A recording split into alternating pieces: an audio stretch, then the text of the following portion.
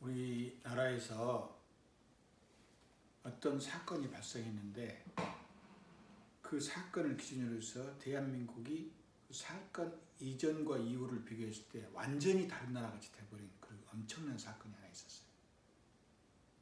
그 사건이 뭔지 알아요? IMF요? 잘하네요. IMF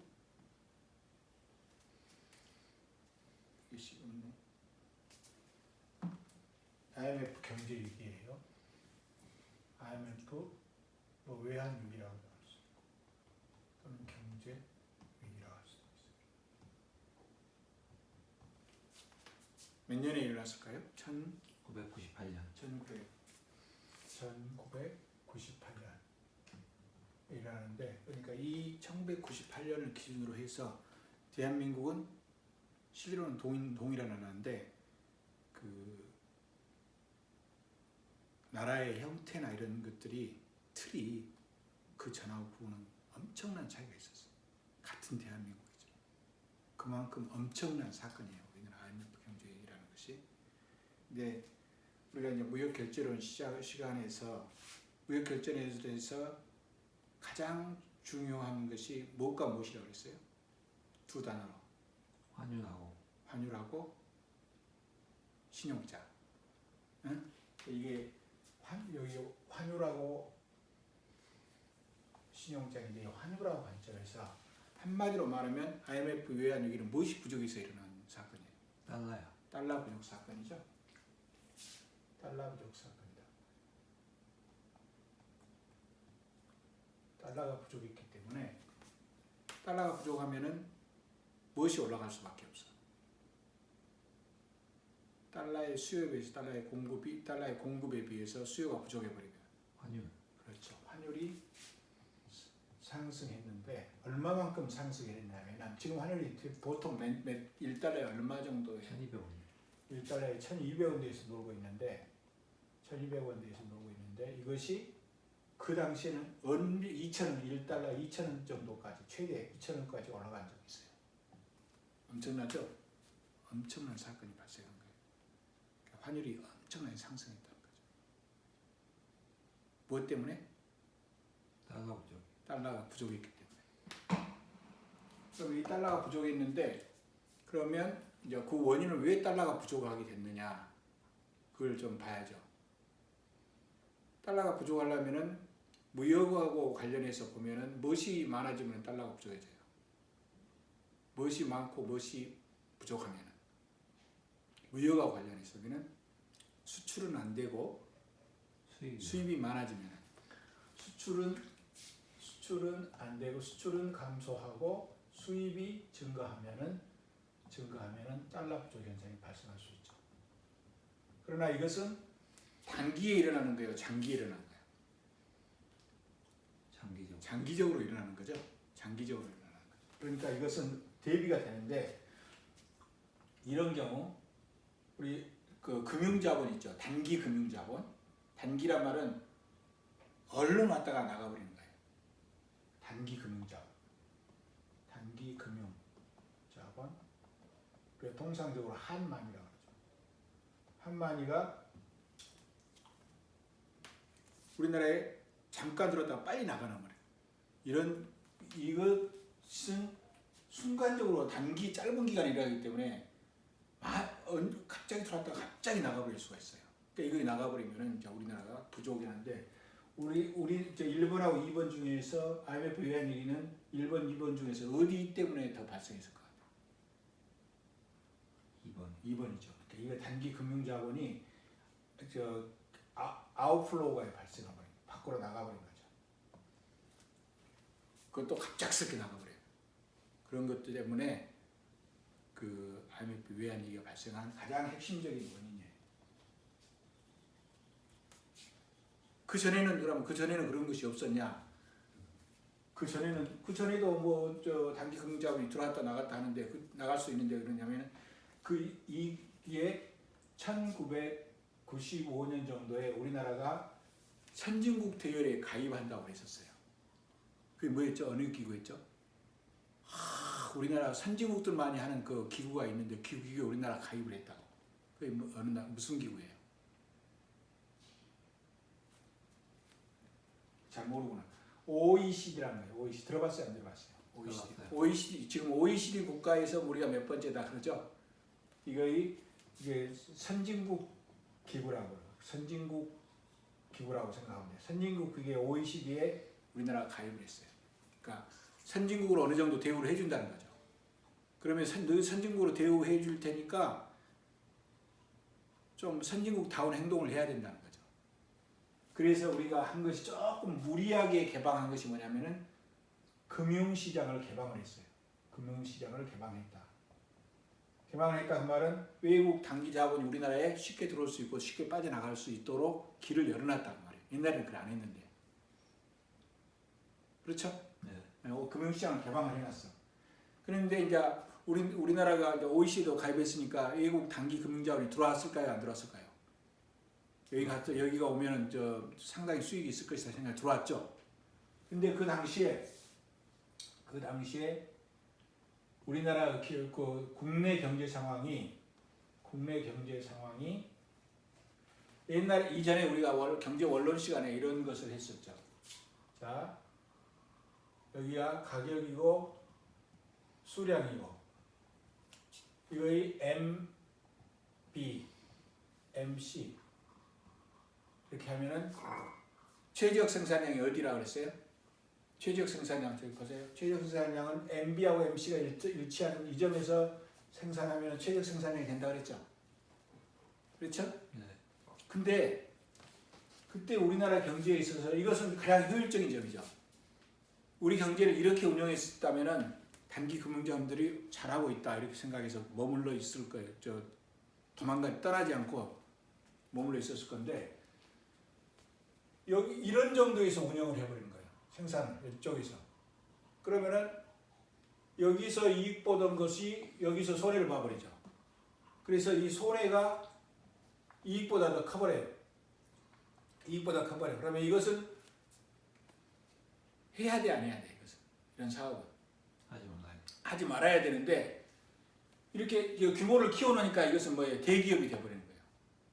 그래가지고 대마불사란 말이 있어. 바둑용어로 대마불사. 큰 말은 죽질 않는다. 그래갖고 이런 기업 규모를 키워놓으니까 이거 기업 규모를 키워놓은 것을 망하게 하면은 그 국민 경제적으로 타격이 엄청 크잖아요. 많은 실업자가 생기니까. 그렇기 때문에 손해를 보더라도 정부가 지원을 해줄 것이다. 대출도 해주고 정부가 이런 데 대출을 해줄 거다. 이런 대출은 부실 대출이 돼버리죠. 그렇죠? 근데 실제로 그 당시에 부실 대출을 해줘가지고 망해야 될 기업들이 덩치만 키워가지고 안 망하고 국민의 세금으로 그것을 유지하고 있었어요. 그러니까 외국의 금융 자본들이 와서 이런 데다가 돈을 빌려줘가지고 들어와 있었는데 빌려주면은 큰일 나겠다. 이거 원금 상환도 안 되겠다 생각이 든 거예요. 그래서 얼른 갑자기 빠져나가 버렸단 말이에요. 그러니까 다시 말해서 우리나라 경제를 비효율적으로 운영하다 보니까 자본이 빠져나가 버린 거예요. 그래서 이 외환위기가 발생한 것이다 말이죠. 그러니까 외환위기가 발생한 것은 우리가 국경에서 달러가 팍 부족한 것으로 증상으로 나타났지만 보다 근본적인 원인은 우리나라 경제를 이렇게 MB하고 MC가 하고 이렇게 일치하게 효율적으로 최적점으로 운영한 게 아니라 최적점보다 과도하게 운영을 한 것이다.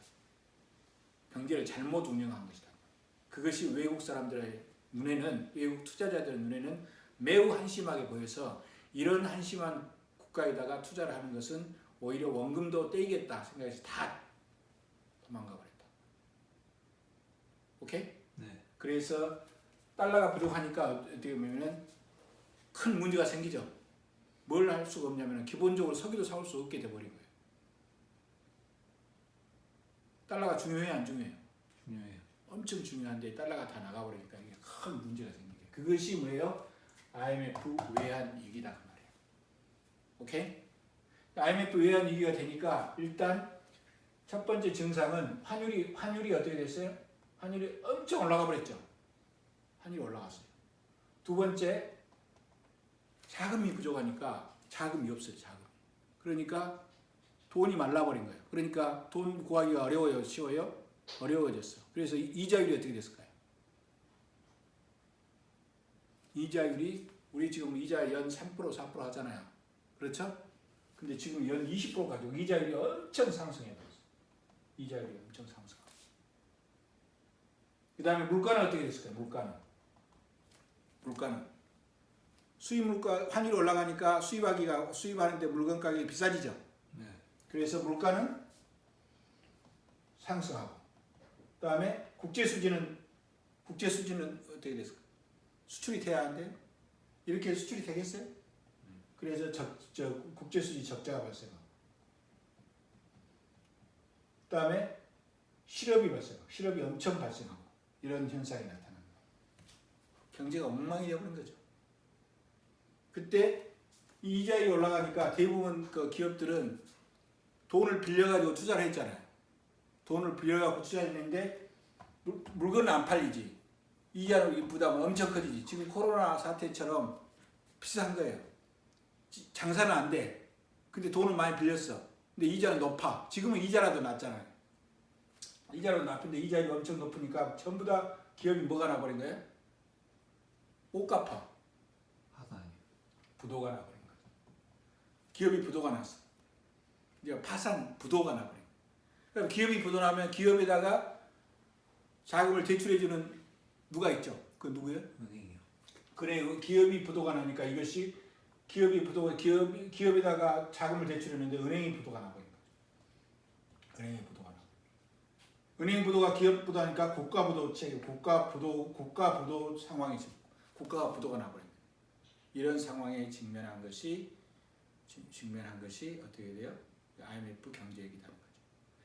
그때하고 우리나라 지금 코로나 바이러스 사태도 경제위기죠. 근데 그때 코로나 사태는 전 세계적으로 지금 발생하고 있잖아요. 우리나라만 발생한 게 아니잖아. 근데 IMF 위기는 우리나라만 발생했기 때문에 실제로 나타나는 그 증상은 훨씬 심했어요. 경제적으로 보면. 첫째, 환율은 지금 우리 300원 정도, 1달러에 1,300원 정도 되죠. 2,000원까지 올라가고. 이자율은 지금 그래도 이자율이 낮잖아요. 지금 하면은 여기 코로나 사태하고 보면은 환율은 좀 올라가긴 올라가는데 이렇게까지 올라가지 않았다. 그 다음에 이자율은 거의 0% 되잖아요. 지금 여기는 막 20%인데. 그 다음에 물가는 어떻게 돼요? 그 당시 막 사재기를 했거든. 라면도 사재기하고 밀가루도 사재기하고 설탕도 사재기하고 다 가격이 올라가니까. 근데 지금 우리나라 사재기 해야 안 해요? 안 하죠. 사재기 안 하고. 국제수지 적자에 우리 아직은 흑자죠. 그러죠? 실업 좀 발생할 수 있지만 그렇게까지 심각한 것은 아니야. 그러니까 지금 코로나 사태로 인한 경제 위기, 전 글로벌 경제 위기에 비해서 이것은 우리나라 때 IMF 경제 위기는 훨씬 심했다고 봐요. 이해가 됐죠? 네. 네. 그래서 이때의 대부분의 기업들이 다 부도가 나버린 거예요. 어지간한 기업들, 중소기업들은 다 부도가 나버렸어요. 부도가 나버려요.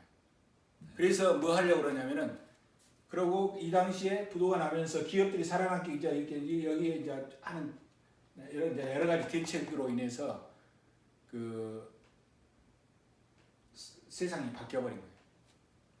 그래서 이제 이걸 문제를 해결하기 위해서, 그럼 이걸 왜 IMF 외환 위기라고 그러냐? IMF 외환 위기라고 하냐면은, IMF란 말 들어봤어요? 안 들어봤어요? 들어봤어요? 그럼 왜 이것을 IMF 외환 위기라고 그러냐? 이런 상황이 발생했는데, 왜 IMF 외환 위기라고 그러죠? 왜 IMF 외환 위기라고 그래? 달러가 부족하니까 어디서든 달러를 가져오지 않으면 우리 경제는 거의 그 엄청난 어려움에 직면할 수밖에 없어.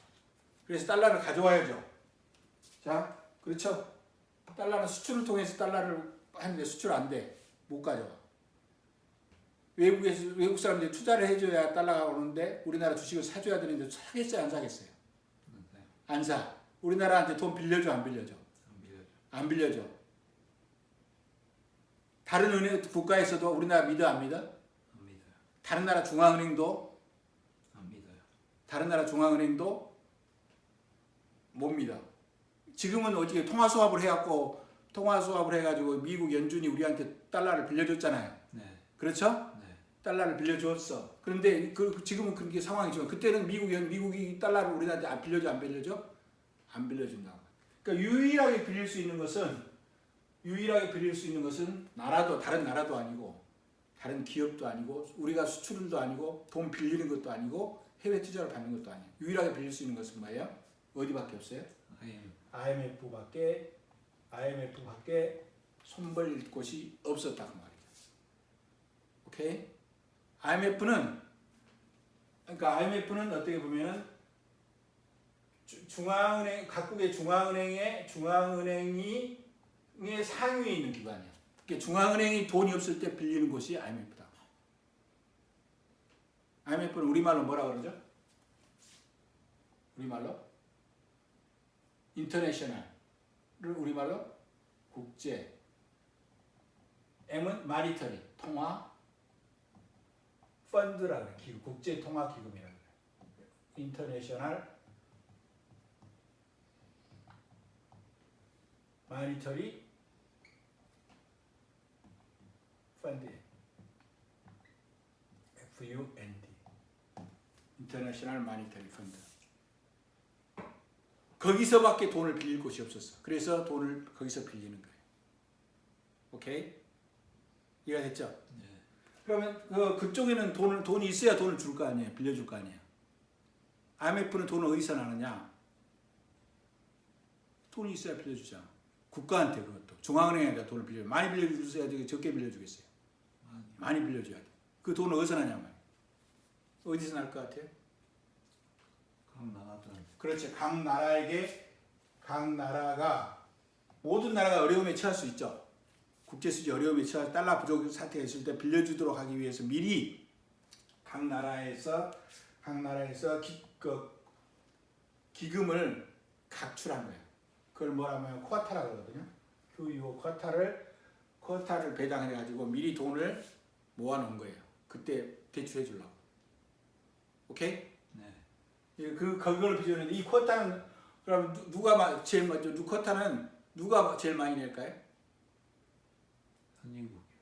선진국. 경제력이 제일 큰 나라가 제일 많이 내. 그럼 어느 나라가 제일 많이 낼까? 미국. 미국이 제일 많이 내죠. 그럼 미국이 제일 많이 내요. 그다음에 발언권은 돈을 많이 낸 순으로 발언권이 있어요. 그러니까 1원 1원주의요. 1원 1표주의요. 그러니까 유엔은 1국 1표주의죠. 큰 나라든 작거든 한 국가는 한 표로 갔는데 여기는 1원을 낸 사람은 1원 1표주의야. 그러니까 이 IMF는 사실상 누가 집에 가장 발언권이 있을까?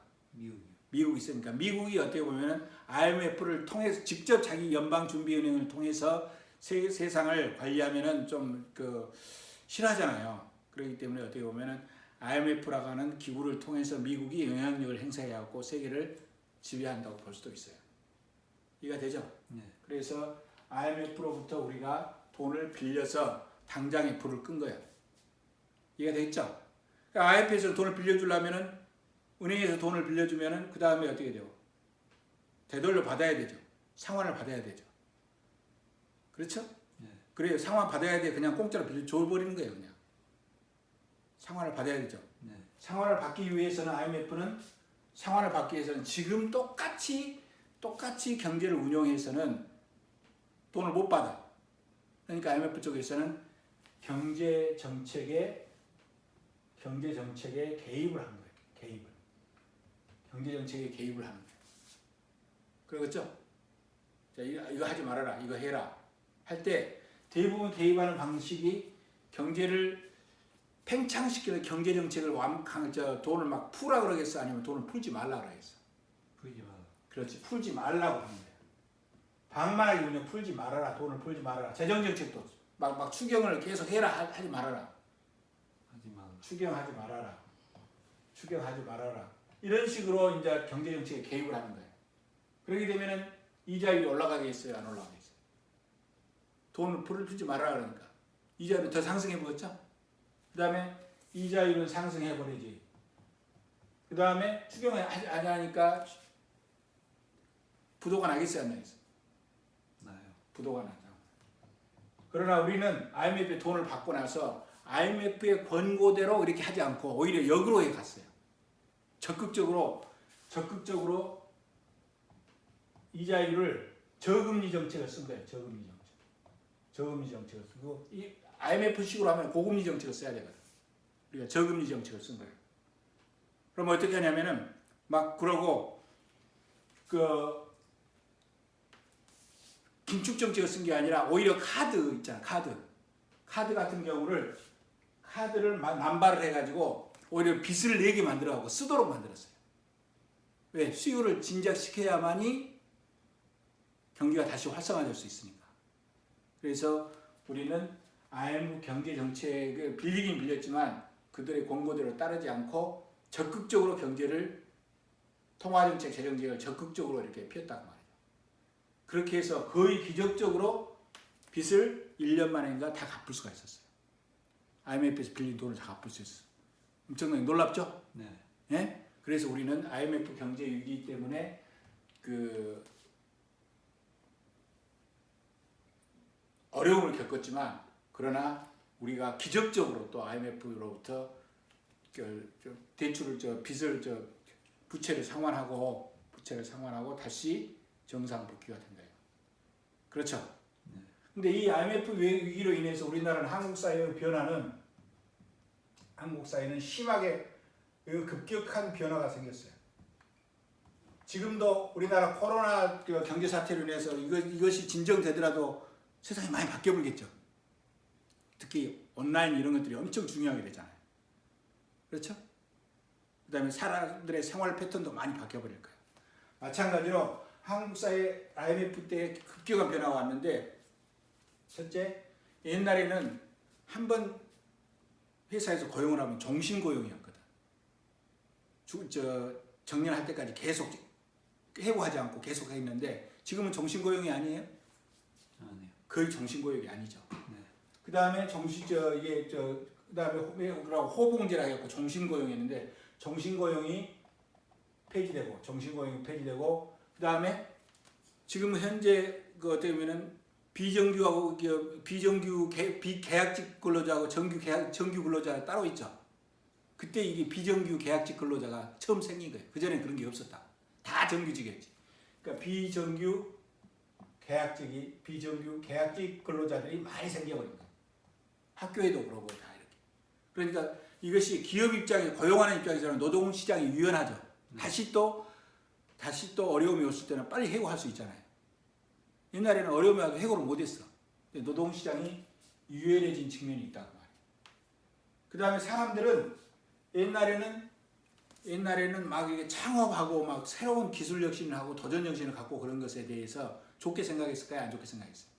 좋게 생각했죠. 네. 근데 그런 기업들이 다 망해버렸어. 그러니까 부모들이 자식들한테 너 사업하지 말아라. 이렇게 한 거예요. 그래서 상당히 취업하고 창업이 있다면은 창업을 상당히 적극적으로 지원했는데 거의 취업 쪽으로 가버리고 창업에 대한 열의는 상당히 약화돼 버렸다는 말이죠. 그러니까 사회가 다이나믹하게 됐겠어요? 좀 다이나믹하지 않게 됐겠어요? 다이나믹하지 않게 된 거예요. 그래서 옛날에는 직업도 옛날에는 회사에 들어가는 것이 아주 바람직했었죠. 그리고 공무원 되는 것은 회사에 비해서 안정성이 있는데 수익이 적었어요. 그 봉급이 적었어. 근데 지금은 회사는 빨리 해고가 되니까 정년이 빨리 끝나버리잖아. 그리고 해고될 수 있고 그러니까 지금은 공무원이 엄청나게 어떻게 보면 좋은 직장이 되거든요. 그것은 IMF 위기에 발생한 현상이에요. 교사들이 무슨 고시라고 하죠? 임용고시라고 그러죠? 고시. 옛날에는 그런 게 없었어요. 이렇게 해서 세상이 IMF 경제 위기로 인해서 많이 세상이 바뀌어버렸다.